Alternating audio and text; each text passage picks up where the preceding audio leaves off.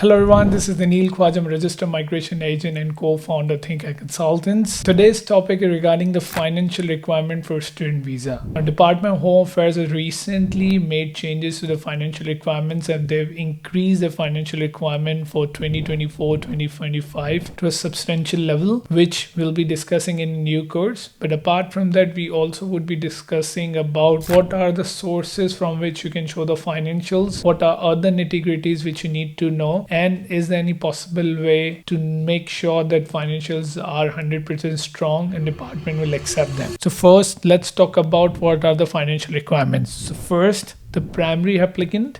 So if you're a primary applicant, the financial requirement previously was 24,505, whereas now they have increased the financial requirement to 29,710. If you have a dependent, then your financial requirement were 8,574, but now department has increased that to 10,394. If you have dependent children, then it used to be 3,670. Now it's 4,449, so $4,449. Whereas if you have children who are above age 5, then you also need to show the schooling, that is 10,000 each child. Now let's discuss about how to show those financials.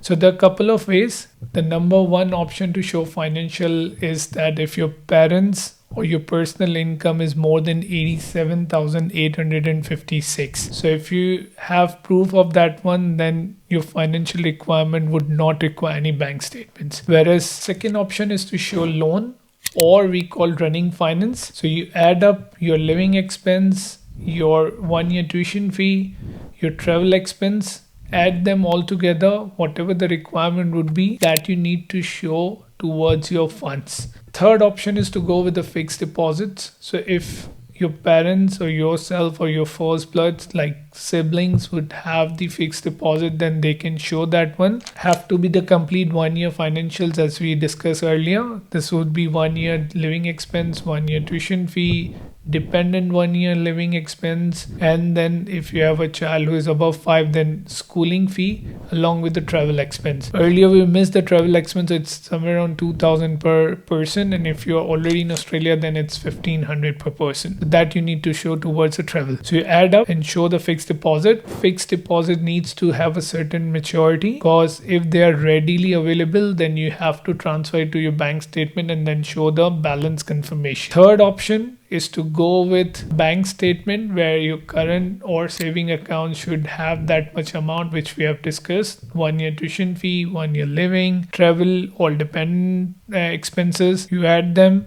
and whatever in the local currency showing, then you have to do the exchange rate. If it's in Australian dollar, then we have given you the figure. So this is how you do the financial requirements to meet. This is how you show your funds. Now the question arises, can I have multiple sources to show these funds? So yes, you can. So you can add all the sources, whatever the amount is required, you can add them. For instance, your brother has 20,000, your parents have 20,000, your grandparents have 30,000. So if you add all together, it's going to be 70,000. If the requirement comes up to 70,000, you can show them. So only you need to have their financial documents along with their IDs, proof of relationship.